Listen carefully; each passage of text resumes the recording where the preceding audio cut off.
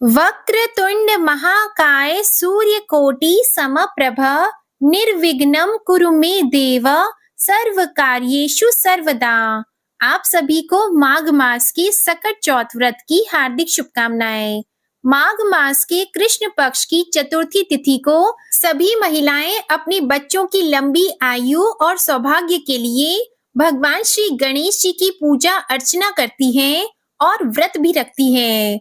इस दिन को सकट चौथ और कई नामों से जाना जाता है, जैसे कि संकष्टी चतुर्थी, माघी चौथ, लंबोदर चतुर्थी, तिलकुटा चौथ आदि नामों से जाना जाता है। और यह चौथ साल भर की सबसे बड़ी चौथ में से एक चौथ होती है। ऐसा माना जाता है कि सकट चौथ का व्रत रखने से संतान के जीवन में आने वाली हर रुकावट, हर संकट को विघ्नहर्ता भगवान श्री गणेश जी दूर कर देते हैं।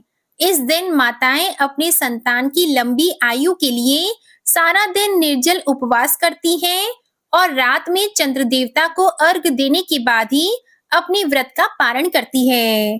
इस व्रत को कैसे करते हैं, उसकी विधि क्या है, पूजन का शुभ मुहूर्त क्या रहेगा, चंद्रोदय का समय क्या होगा, इस दिन रहने वाले अशुभ मुहूर्त यानी कि राहु काल का समय कब से कब तक रहेगा, इन सभी की जानकारी आपको आज की इस वीडियो में मिलेगी। इस व्रत की सबसे खास बात यह होती है कि रात को चंद्र दर्शन करना और चंद्र देवता को अर्घ देना बहुत ही विशेष जरूरी होता है। जिस तरह से करवा चौथ के व्रत में बिना चंद्रमा के पूजा अधूरा होता है, उसी तरह से इस व्रत में भी चंद्र देवता की पूजा बहुत ही जरूरी होती है। व्रत रखने के एक दिन पहले शुद्ध सात्विक भोजन करना चाहिए। सारा दिन व्रत रखकर रात को चंद्रमा की पूजा करके व्रत का पारण कर लिया जाता है। इस व्रत में तिलों का प्रयोग अनिवार्य रूप से किया जाता है। तो माघ मास के कृष्ण पक्ष की चतुर्थी तिथि इस बार प्रारंभ होगी 6 जनवरी दिन मंगलवार को सुबह 8:02 पर और चतुर्थी तिथि की समाप्ति होगी 7 जनवरी दिन बुधवार को सुबह 6:52 पर। मंगलवार को पूरा दिन चतुर्थी तिथि रहेगी, तो ऐसे में इस बार 6 जनवरी दिन मंगलवार को ही सकट चौथ मनाई जाएगी। इस दिन भगवान गणेश जी की भी पूजा की जाएगी। सकट चौथ का व्रत मंगलवार को सुबह से लेकर अगले दिन की सूर्योदय तक रहेगा। 6 जनवरी दिन मंगलवार को सकट चौथ व्रत के दिन ब्रह्म मुहूर्त का समय रहेगा सुबह 5:37 से सुबह 6:25 तक। सूर्योदय होगा सुबह 7:13 पर। सूर्यास्त होगा शाम 5:51 पर। भद्रा काल सुबह 8:01 तक रहेगी। भद्रा का वास मृत्यु लोक में रहेगा, इसलिए भद्रा काल को अशुभ समय में गिना जाएगा। ऐसे में यदि आप मंगलवार के दिन कोई भी नया काम प्रारंभ करना चाहते हो या कोई मांगलिक कार्य करना चाहते हो तो भद्रा काल की समाप्ति के बाद ही कर सकते हैं। इस दिन अभिजीत मुहूर्त दोपहर 12:11 से दोपहर 12:53 तक रहेगा। अमृत काल सुबह 11:44 से दोपहर 12:16 तक रहेगा और अश्लेषा नक्षत्र दोपहर 12:17 तक रहेगा। बाद में मघा नक्षत्र प्रारंभ होगा। इसके साथ साथ इस दिन प्रीति योग रात 8:21 तक रहेगा। इसके बाद में आयुष्मान योग प्रारंभ होगा। राहु काल का अशुभ समय इस दिन दोपहर 3 बजे से दोपहर 4:30 बजे तक रहेगा। सकट चौथ व्रत के दिन चंद्रोदय होगा रात 9:07 पर, तो इस समय आप चंद्र देवता को अर्घ देकर इसके बाद अपने व्रत को खोल सकते हैं। चतुर्थी तिथि के दिन दोपहर के समय और दोपहर में भी अमृत काल और अभिजीत मुहूर्त में भगवान गणेश जी की पूजा जरूर करनी चाहिए। यदि संभव हो तो इस समय कथा भी जरूर पढ़नी या सुननी चाहिए। अगर आप घर से बाहर होते हैं, इस समय पूजा नहीं कर सकते, तो आप गणेश भगवान की किसी भी मंत्र का सच्चे मन से मानसिक जाप करके भी अपनी मनोकामना पूर्ति के लिए गणपति भगवान से प्रार्थना कर सकते हैं। ऐसा करने से भी आपकी मनोकामना पूर्ण हो जाएगी और आपके जीवन में जो भी दुख हैं, वे श्री गणेश भगवान की कृपा से दूर हो जाएंगे। मान्यताओं के अनुसार राहु काल के समय में आपको किसी भी प्रकार का कोई भी नया काम प्रारंभ नहीं करना चाहिए। यदि आप कोई शुभ कार्य करना चाहते हैं तो इस समय का आपको त्याग करना होता है। सकट चौथ का यह व्रत निर्जल रखा जाता है। लेकिन अगर आपको कोई भी स्वास्थ्य संबंधी परेशानी हो, जैसे कि अक्सर गर्भवती महिलाएं भी इस व्रत को रखती हैं, तो आप फल के या जल के साथ भी इस व्रत को रख सकती हैं। कुछ ऐसी सामग्री होती है जिनका सेवन इस दिन शाम से पहले नहीं किया जाता है, जैसे कि तिल, मूंगफली, गुड़ या फिर शकरकंद, क्योंकि शाम की पूजा में ये सारी वस्तुएं भगवान श्री गणेश जी को अर्पित की जाती है और भोग लगाने से पहले खास तौर पर जो व्रती लोग होते हैं, उन्हें ये चीजें दिन में नहीं ग्रहण करनी चाहिए। शाम को प्रसाद के रूप में परिवार के हर सदस्य को इसे जरूर लेना चाहिए। आज के दिन भगवान श्री गणेश जी की मिट्टी की नई प्रतिमा बनाकर उसकी पूजा करना ज्यादा शुभ माना जाता है।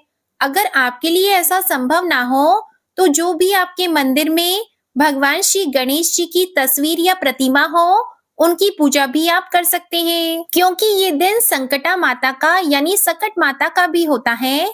ऐसे में संकटा माता की तस्वीर या मूर्ति भी आपके पास होनी चाहिए। सकटा माता यदि ना हो, तो मन में भी आप उनका ध्यान कर सकते हैं। माँ सकटा के ध्यान की विधि मैं आपको इस वीडियो में आगे बताऊंगी। उनकी पूजा के लिए आपको जो भी आवश्यक सामग्री है, उनमें धूप, दीप, भगवान को भोग लगाने के लिए तिल और गुड़ से बने हुए लड्डू, तिलकुट जिसे कहते हैं, इसके अलावा दूर्वा, मोदक, आपके सामर्थ्य के अनुसार जो भी भगवान गणेश जी को प्रिय वस्तुएं होती हैं, दूर्वा, मोदक, इलायची, इनका भी आप प्रयोग पूजा में कर सकते हैं। भगवान को इस दिन सिंदूर का तिलक आवश्यक रूप से लगाया जाता है। धूप और दीप के अलावा आज के दिन कलश की स्थापना भी की जाती है। जिस तरह से आप बाकी दिनों में भी कलश की स्थापना करते हैं, कलश के अंदर जल भरकर उसके ऊपर आम के पल्लव रखकर, उसी प्रकार से कलश की स्थापना आपको करनी है, जिसका विसर्जन अगले दिन सुबह की पूजा के बाद कर दिया जाता है। सुबह को आपको हाथ में जल और पुष्प लेकर व्रत का संकल्प लेना है। जिस प्रकार का आपको ये व्रत रखना है, जैसे कि निर्जल व्रत रखना है या जल के साथ में और फल के साथ में, तो उसी तरह का आपको संकल्प लेना चाहिए।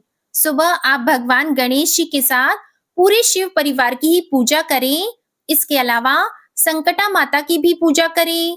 दिन भर उपवास रखें। शाम की पूजा में आपको जरूरी बातों का ध्यान रखें, जैसे कि शाम की जो पूजा होती है, उसमें व्रत की कथा जरूर पढ़नी चाहिए।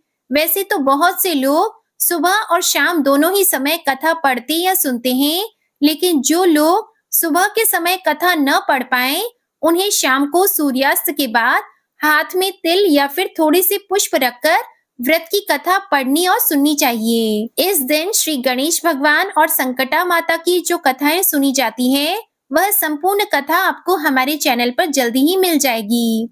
आप व्रत के दिन इन कथाओं को जरूर सुनिएगा। शाम के समय धूप और दीप जलाकर भगवान श्री गणेश जी की पूजा करें। भोग में आज के दिन बहुत सारी जगह पर तिलकुट के अलावा जो भी शुद्ध सात्विक भोजन है, उसका भोग लगाया जाता है। साबूदाने की खिचड़ी या मूंगफली का भोग भगवान को लगाया जाता है। तो आपके यहाँ जो भी मान्यता है, उसके अनुसार आप भोग की सामग्री जरूर पूजा में रखें और एक लोटे में आप कच्चा दूध और जल मिलाकर उसमें थोड़ी सी सफेद तिल डालकर, सफेद पुष्प डालकर, रोली डालकर और थोड़ी सी शक्कर या पताशा डालकर चंद्र देवता को अर्घ देने के लिए एक लोटा जरूर भरकर रखें। कथा सुनते समय आप सच्चे मन से कथा सुने, भगवान के मंत्रों का जाप करें। कोई विशेष उपाय यदि आपको बताया गया है, तो उस उपाय को भी आप कर सकते हैं। बहुत सी जगह पर इस दिन आपकी सासू माँ को या परिवार की जो भी बड़ी बुजुर्ग महिला होती है, उन्हें बायना दिया जाता है। तो बायने में जो भी सामग्री दी जाती है, जैसे कि फल, वस्त्र, मिठाई, दक्षिणा, भोजन, जो कुछ भी दिया जाता है, वो आप पूजा में जरूर रखें। पूजा समाप्ति के बाद व्रत खोलने से पहले यह बायना अपने परिवार की जो भी महिला सदस्य हैं, उन्हें देकर उनके पैर छूकर उनका आशीर्वाद लेना चाहिए। जहां तक हो सके शाम की पूजा अपने बच्चों को साथ बिठाकर करनी चाहिए। उनके हाथों से भगवान श्री गणेश जी को भोग लगवाना चाहिए और जो व्रत की कथा है, उसे भी पढ़कर सुनानी चाहिए। यदि बच्चे साथ में नहीं हैं, दूर रहते हैं, तो कोई बात नहीं, आप खुद भी अपने बच्चों के नाम से भगवान गणेश जी को भोग लगा सकती हैं। और कथा के बाद भगवान गणेश जी की और संकटा माता की आरती की जाती है। आरती करने के बाद सबसे अंत में क्षमा याचना जरूर करनी चाहिए, ताकि दिन भर रखे गए व्रत में यदि आपसे कोई भी गलती हुई हो तो उसके लिए आपको भगवान से क्षमा याचना करनी है। और भगवान गणेश जी की पूजा करते समय आप ओम श्री गणेशाय नमः या फिर जो उनका स्तुति मंत्र है, जिसे मैं अगली वीडियोस में आपको बताऊंगी, आप उन मंत्रों का जाप भी जरूर करें। लेकिन संकटा माता का ध्यान आप यदि श्लोक ना पढ़ पाए तो हिंदी में भी कर सकते हैं। संकटा माता का ध्यान मंत्र है, ध्यायेहं परमेश्वरीं दशभुजां नेत्रयोध भासितां सद्यः संकटतारिणीं गुणमयी मारक्त वर्णाम शुभाम। अर्थात 10 भुजा, 3 नेत्रों से संपन्न, गुणमयी, सुंदर शुभांगी, लाल वर्ण वाली, संकट से तारने वाली, शुभ्र स्फटिक की माला, कमल के फूल, जल, पूर्ण कलश, शंख चक्र गदा, त्रिशूल तलवार डमरू आदि से सुशोभित परमेश्वरी संकटा माता का मैं ध्यान करती हूँ। चंद्रोदय के शुभ समय को जो आपको बताया गया है, उसके बाद से आप कभी भी चंद्रमा को अर्घ देकर जल और फल ग्रहण करके या तिलकुट ग्रहण करके अपना व्रत खोल सकते हैं। चंद्रमा को अर्घ देने के लिए जल के लोटे में जो सामग्री मैंने आपको बताई है, सबसे पहले चंद्र देवता को ओम श्रीम चंद्रमसे नमः इस मंत्र का जप करते हुए अर्घ दिया जाता है। ध्यान रखें कि अर्घ देने वाले जल की छींटे इस दिन पैरों में नहीं लगने चाहिए। और उसके बाद धूप और दीप जलाकर चंद्र देवता की आरती उतारनी चाहिए। अपनी जगह पर खड़े होकर 3 बार परिक्रमा दी जाती है। धूप और दीप जलाकर चंद्र देवता की आरती उतारने के साथ ही चंद्र देवता से परिवार में सुख और शांति, अपने बच्चों के स्वास्थ्य की प्रार्थना की जाती है। इस प्रकार से चंद्रमा को अर्घ दिया जाता है। जो दीपक आपने जलाया है वही छत पर छोड़ देना चाहिए। और कई बार खुली छत पर लोग पूजा करने में असमर्थ होते हैं, छत नहीं होती है, तो आप बालकनी से या फिर जो भी आपकी विंडो वगैरह है, खिड़की है, आप जहां से भी आपको खुला आसमान दिखाई देता हो, पूर्व दिशा की ओर मुख करके चंद्रमा को अर्घ दें। चंद्रमा ना दिखाई दे तो ऐसे में भगवान शिव की पूजा, जिसमें चंद्रमा वह अपने मस्तक पर धारण करते हैं, उनकी पूजा करके उस तस्वीर में आप चंद्रमा के दर्शन करके भी अर्घ दे सकते हैं। तो ये थी सकट चौथ की बहुत ही आसान पूजा विधि।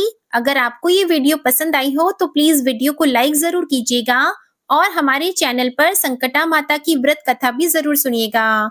इसके लिए आप हमारे चैनल को सब्सक्राइब करके बेल आइकन जरूर प्रेस कर लीजिएगा, ताकि आपको हमारे चैनल पर आने वाली सभी वीडियोस की नोटिफिकेशन जल्द से जल्द मिले। धन्यवाद।